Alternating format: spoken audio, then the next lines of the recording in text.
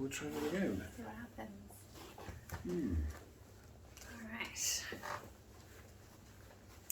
Hello, my name is Angelo and I am the Shakespeare Whisperer, and this is Dr. Peter Groves, and we're continuing our discussion of Measure for Measure and picking up right where we left off in the last video, which is Act 2, Scene 4, around line 76. Exactly. And instead of flying over the Amazon rainforest in a plane, we're hacking through the jungle with machete, which is why we've made fairly slow progress. Exactly. It's worth doing slowly. Because it's dense and rich and complex and worth appreciating on its own terms. So we ended with this fascinating couple in which Isabella asks that we be ignorant and in nothing good, but graciously to know I am the better. An extraordinary pair of lines which you can spend a lot of time on. We did. And his response to this is a bit sniffy. Whilst wisdom wishes to appear most bright when it attacks itself, with these night-black masks proclaim an ensealed beauty 10 times louder than beauty could displayed. So he's saying that she's being falsely modest as a way of setting off her wisdom, her intelligence. He's perceiving this as a context, as a tussle of wits, which of course is not how she sees it at all. Well, she kind of is doing that on one level, like, oh, I'm so stupid, except for the fact that I very attractively know myself to be. Like, you think she's almost on some unconscious level playing up to that kind of stereotype of, you're the big man and I'm just an ignorant girl. And no, I feel like it's a little more like virtue signaling, because like humility is like, the crown of all the virtues. True. And that is a brag about humility. True, yes, a humble brag. Yeah, well, yeah, that's it. I think that's not her main kind of thing that she's doing here, but I think that's part of it. And I think he picks up on that and is like, you just want to show off your humility by... Yes, disparaging it. Yeah, exactly. Yeah, so black, masks proclaim an enskied. It's interesting Lucia uses the word enskied of her earlier on, if you like, when he first meets her. Put in the sky, an ensealed beauty. Oh, I just kind of thought it meant sealed, and then my edition says enshield, and I just didn't know what that meant. Well, that's interesting, isn't it? Now, ensealed, what does the folio have? Oh, enshield. Oh, so here we have, just a little bypass here, we have what's called, technically, a crux. A crux, that's actually Latin for cross, hence crucifixion. But a crux is a point in a text where it's difficult to know, because of the way the text gets corrupted in transmission through being written and rewritten and then printed in dark printing houses by people who are half drunk because they spent all day drinking warm, weak beer. It's difficult to know what actually was written in the thing, and enshield doesn't make any sense. An enshield beauty. So my editor has gone with ensealed, which means placed up in the heavens, worshipful, if you like. Whereas Angela's editor has gone for what? Enshield. Enshield. Meaning what exactly? They don't really give a meaning. They say stressed on... Oh, sorry, they do. Shielded or protected. Which makes sense.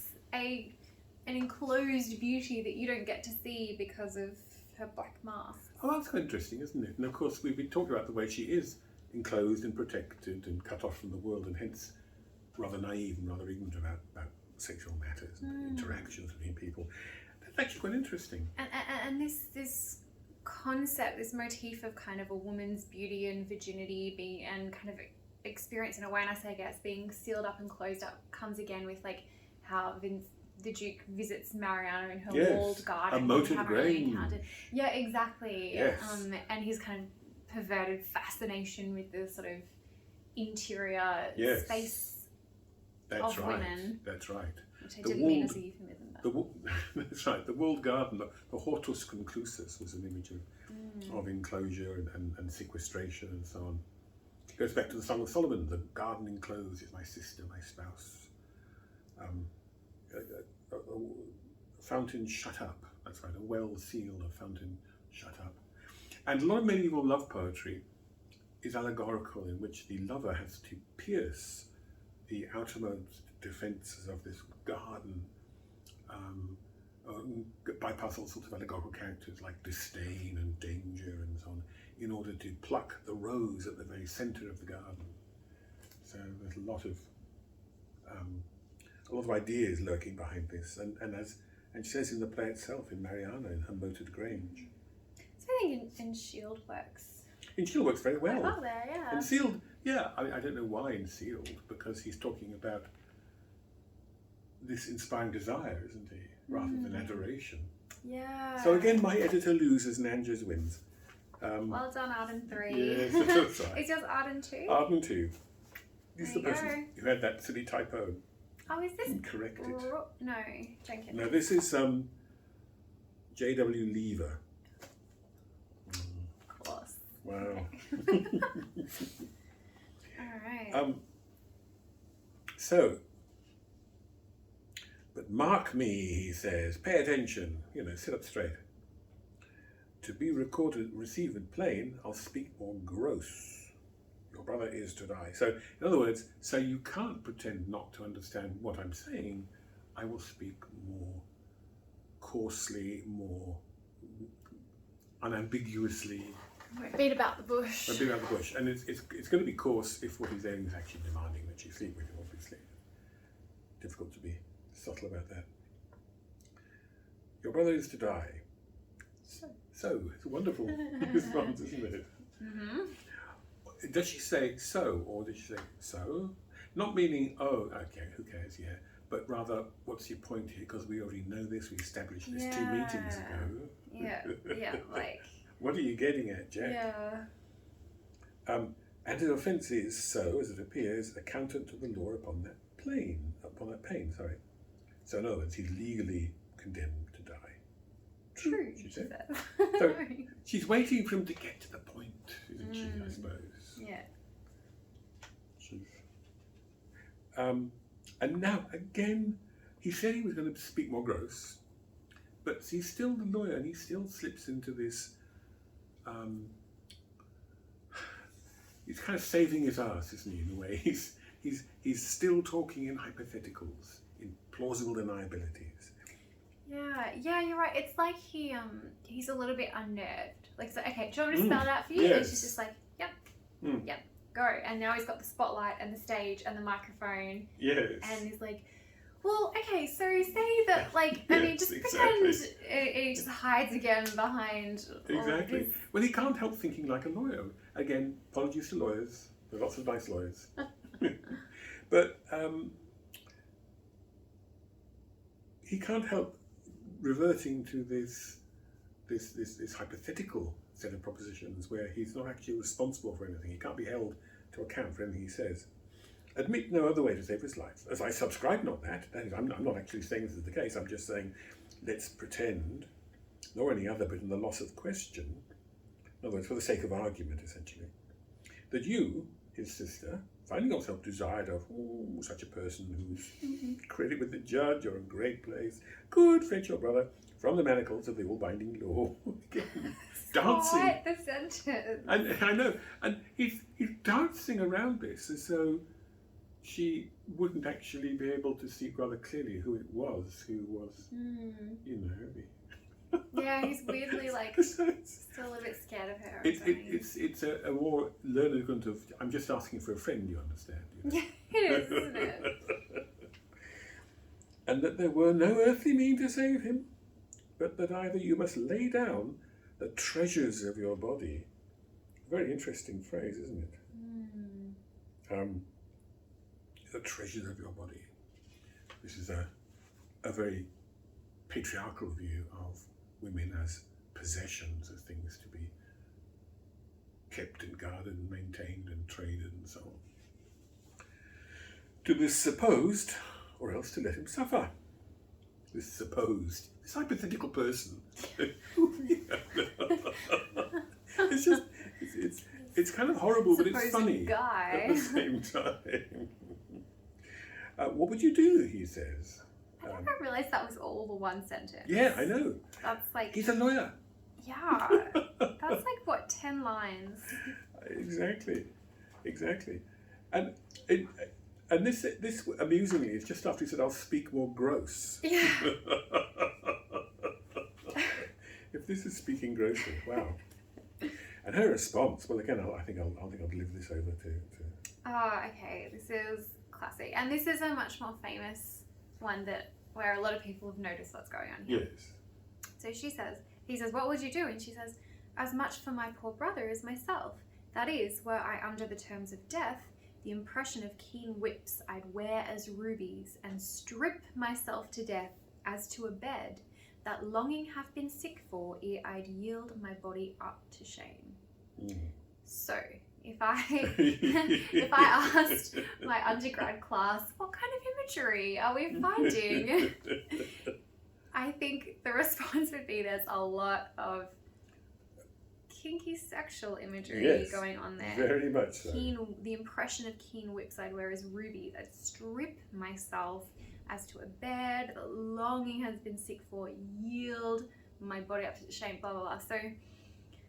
So there's all of that sexual imagery going on there, and yet what she's saying is,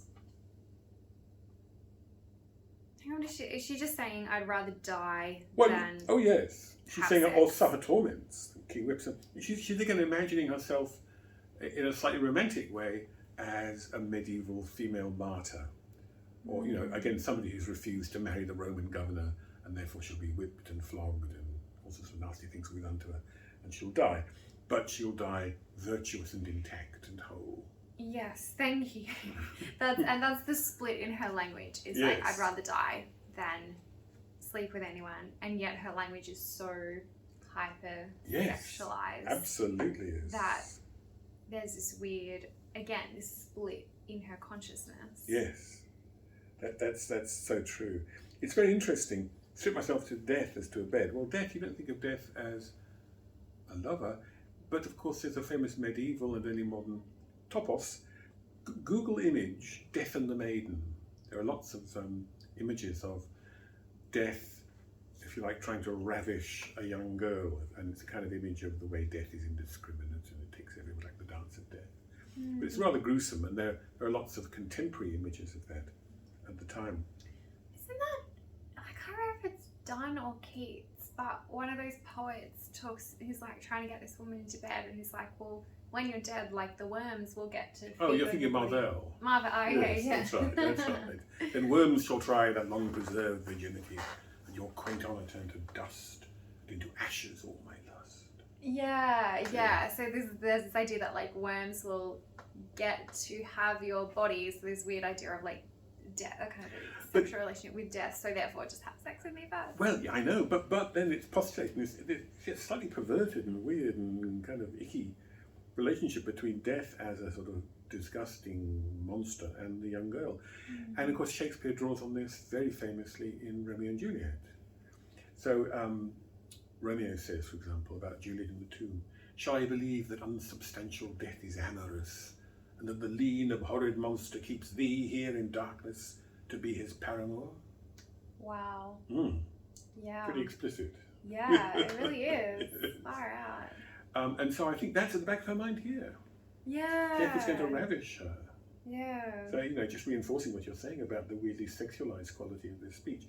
The fact that there are huge parts of Isabella that she just doesn't understand, and that make her completely unsuitable for the life of a nun. As we saw in the very first lines that she utters in the play.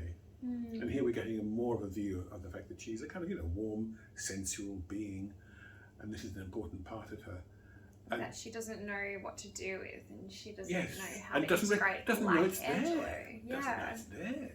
I mean, there's this kind of, I don't know if it's famous, but I remember reading there's this kind of famous line of critics who would be like, and that's Isabella saying no, which is like super sexist. Like, no is still a no. But I think the point that they were making in their sexist way is that the language that she uses seems to undermine the message. It does a bit, that she's giving. So again, we see that psychological split that we saw in the "let me be ignorant" and in previous lines. Again, we're seeing that Isabella is operating on two levels here, the conscious level and the subconscious level. Exactly. So the problem with this refusal is that it's just as likely to kind of turn him on a bit. Arouse him, exactly. Yeah. Particularly since he has got this sadistic streak. Remember, he wants Aeschylus to whip them all. So the mention of keen whips wearing his rubies.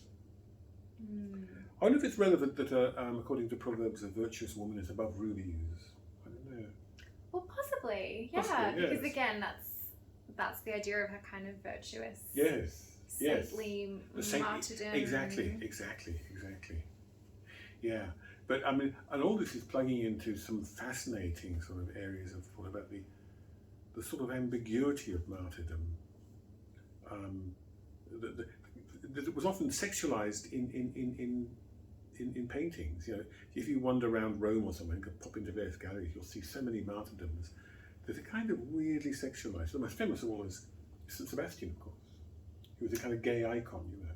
Huh, I didn't know that. He's tied to a tree. He's tied to a tree. He's supposed to be a Roman, and he's got all these arrows, but there's no blood.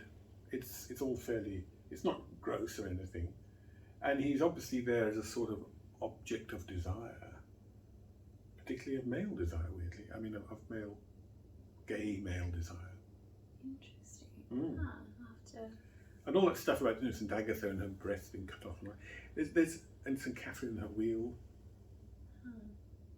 That turns into something a bit weird too, because of course, famously, one of the famous images of St. Catherine is of St. Catherine trampling the Emperor Maxentius, who was. Which St. Catherine is this? Oh, the St. Catherine of Siena, the martyr. Is she Siena?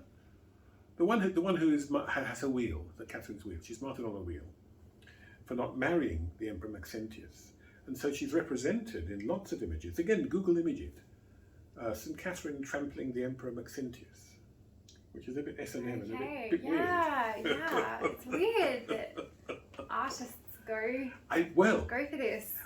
It is. That's a whole different and fascinating area, of course. But, you know, artists were commissioned by wealthy patrons to do pictures. And they generally, were expected to do kind of religious images or things like that. But very often, if you wander around those galleries, you'll see so much of this is almost verging on what you might call soft porn, I have to say, interestingly. It's weird, the kind of pornography. Controversial. The pornography is suffering, put it that way. Yes, well, it is. But, he who pays the piper calls the tune. Not all artists are, have a deeply committed sense of artistic integrity that won't let them pander to the wealthy patron's tastes. Interesting. It makes me uncomfortable, but I want to go and look at this art now. Yes. And see it with these new eyes. It's fascinating, though. All right. Well, and we see a similar kind of conflation here. We do, yes. So that hasn't been irrelevant. You might think we've been wandering around the house here, but these ideas are really very important here. And I do think, I think that the confusion is actually partly in Isabella's mind. She has this romantic aspiration to martyrdom, but this confusion means that romantic aspiration to martyrdom is also weirdly confused with kind of sexual fulfillment. Now this isn't martyrdom, but this is actually, again, something, Google image this, the sculpture of St. Teresa by Bernini, which is in the church of Santa Maria Piccola or something like that, I forget which one now. It's in one of the churches of Rome. And St. Teresa, of course, who was a bit of a holy anorexic and refused food and so on, she had a dream in which a beautiful angel came to her and thrust a golden spear repeatedly into her heart. And she felt such exquisite pleasure from this. And if you look at this statue by Bernini, who's a famous 17th century Baroque sculptor, you can see that she's in the throes of, to speak more gross, orgasm. There's absolutely. So that religious ecstasy and sensual ecstasy are kind of combined in the two. One represents the other. And you can't blame Isabella for being a little bit confused in this culture between, Yeah, I have seen that one. Yeah, have you?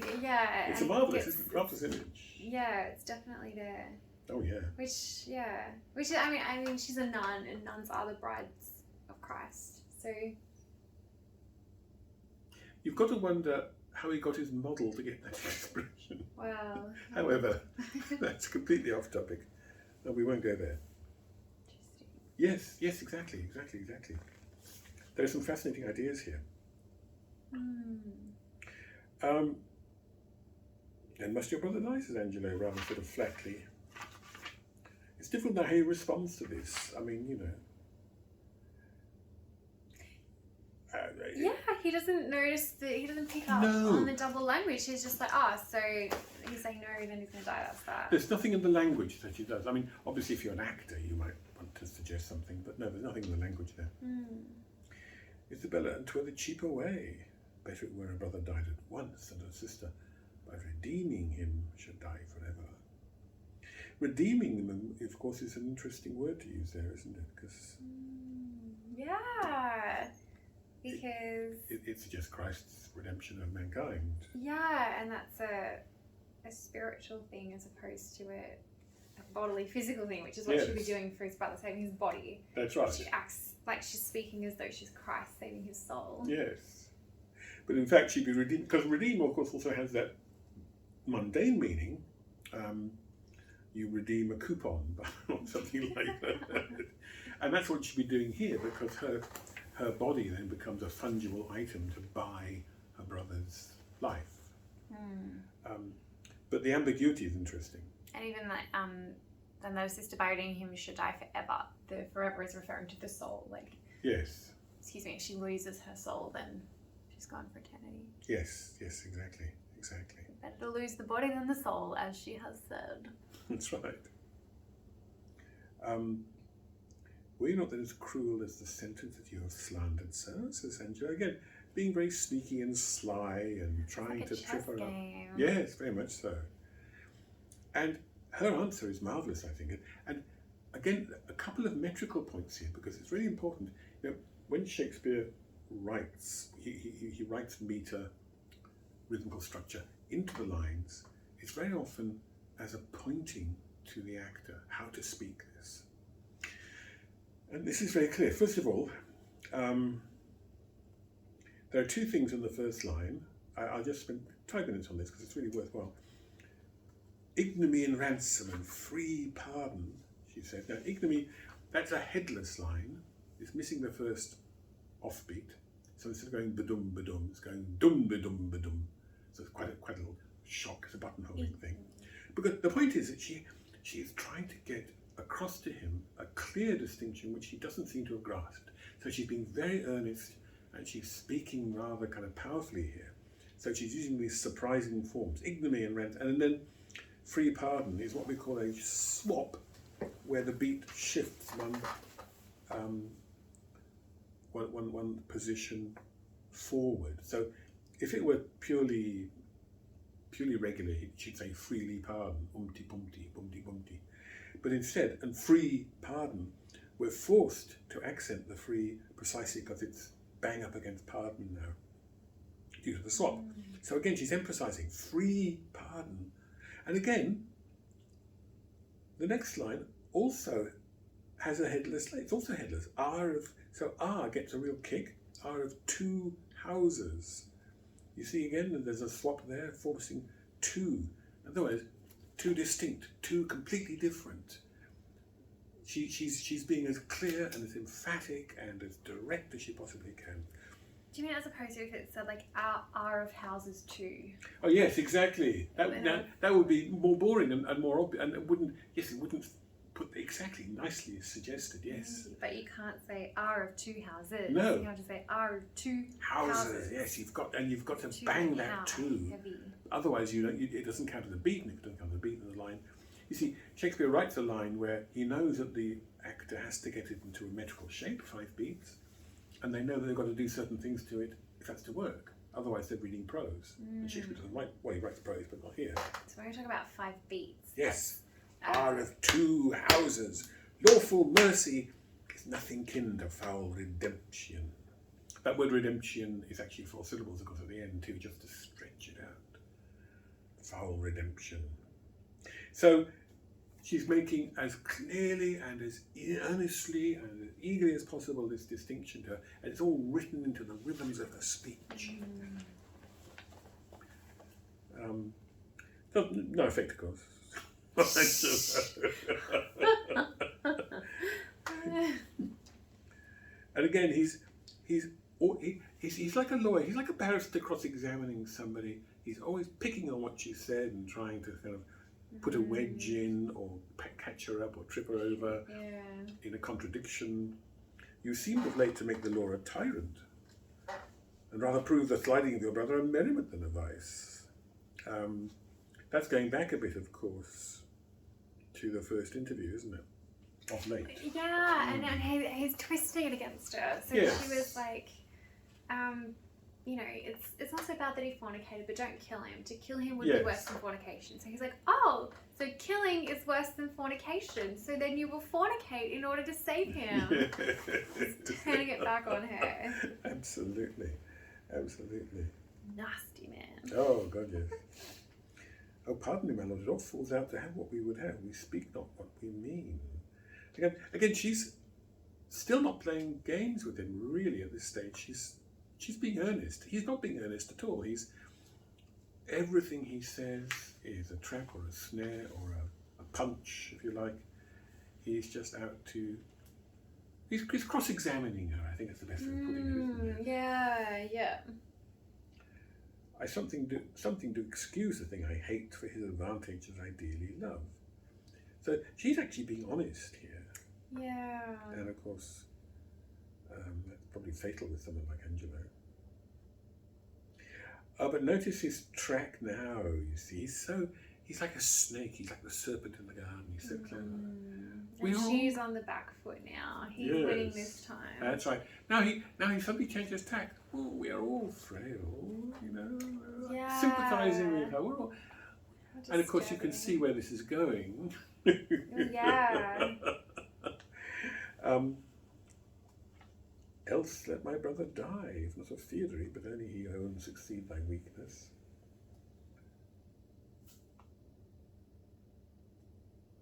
So let my brother, we say you can let my brother die if only he own succeed thy weakness, that is, the weakness that Angelo shares too. Which was her initial argument the first time that they met. Yeah. If my brother's the only one who's been feeling this way, let him die. But Exactly. go to your bosom, knock there, and if you find that you can relate to my brother's sin, don't touch him. Exactly. And he says, nay, women are frail too. And again, you know, he's just pursuing this particular track now.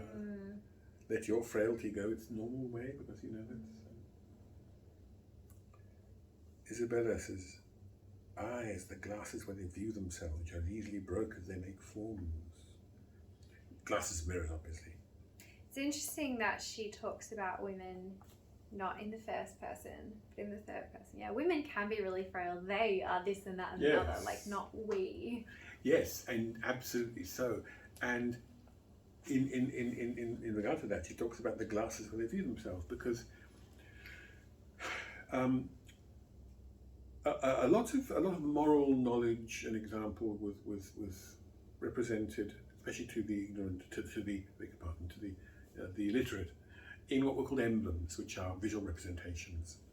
So emblematically, vanity, that species of pride called vanity, is almost always represented as a woman gazing into a mirror with a woman. So she's using that typical representation of female vanity to distance herself, because of course she's above all that. She's very confident. She's That's right. wearing Exactly. the habit. Although I just realised it can work on another level as well, because the mirror was also a symbol for self-knowledge and self-reflection. Was it? Like that text, a mirror for lewd men and women. Oh, well, yes. Yes. You're quite right. But that's a different, that's a kind of long-standing medieval idea. A mirror can mean A mirror can mean something like an encyclopedia. It can mean a shining example. So, for example, Henry V is described as the mirror of all Christian princes. Or Hamlet is described by Ophelia as, before he went unfortunately mad, the glass of fashion and the mould of form, the glass of fashion. So if you wanted to know what fashion was, you looked in the mirror of Hamlet. But that's different. That's a kind of public mirror, if you like. A mirror as something that... or a mirror for magistrates. Or a mirror for magistrates, which is a guide to how you should behave as a magistrate. Oh, so You see... so is the mirror not kind of having a long-standing tradition of self-knowledge and self-reflection? No, surely it must. Well, you'd hope, you'd think, wouldn't you? But no, not really.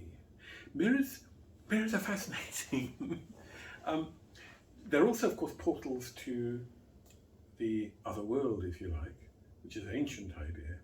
Hence, you've got pools and ponds, and of course, one of the famous images of being fixated on a mirror is Narcissus gazing into the pool and being fixated on his own image, which in Milton's Paradise Lost, which is coming up for some reason, becomes an image of the first thing Eve sees when she's born. What's the word we want for Eve? I don't know. Created, thank you. Is her own image in a pool, which she falls in love with. And she has to be weaned off this narcissistic self-interest to value Adam, if you like. So, no, you'd think that would be the case, wouldn't you? But in fact, interestingly, it's not. There's the public mirror, the mirror which lots of people can look into. Satire is a mirror because you can see truths of a kind. But the private mirror, the mirror held by a lady in her boudoir, that's always a symbol simply of vanity. Wow. She's just admiring her own beauty, like Narcissus. So that must be a much more modern. I think it is a modern thing. thing. Yes, I think it is a modern thing. Absolutely is. Yeah. And and of course, mirrors also are ways of seeing the future. Mirrors can be scrying places where you see what's going to happen. But the most famous mirror, of course, in Christian thought is the mirror in Corinthians, is it? Where St. Paul says, "For now we see as through a glass darkly." Now, through a glass meaning mirror, he doesn't mean through a piece of glass so you're seeing something on the other side. You're looking into a mirror, per speculum in the Latin, as esomptu in the Greek. And it's a distorting mirror because it's kind of rough and knobbly and not very good, actually. So what you're seeing is something behind you, like the victims in Plato's cave, that you can't see clearly because it's all kind of dark. Darkly means in enigmas, not clearly, obscurely. Because in the flesh you can't see, these kind of spiritual truths. They are distorted, they're misshapen in the mirror. So the mirror isn't actually any kind of guide here. The mirror is simply distorting stuff for you.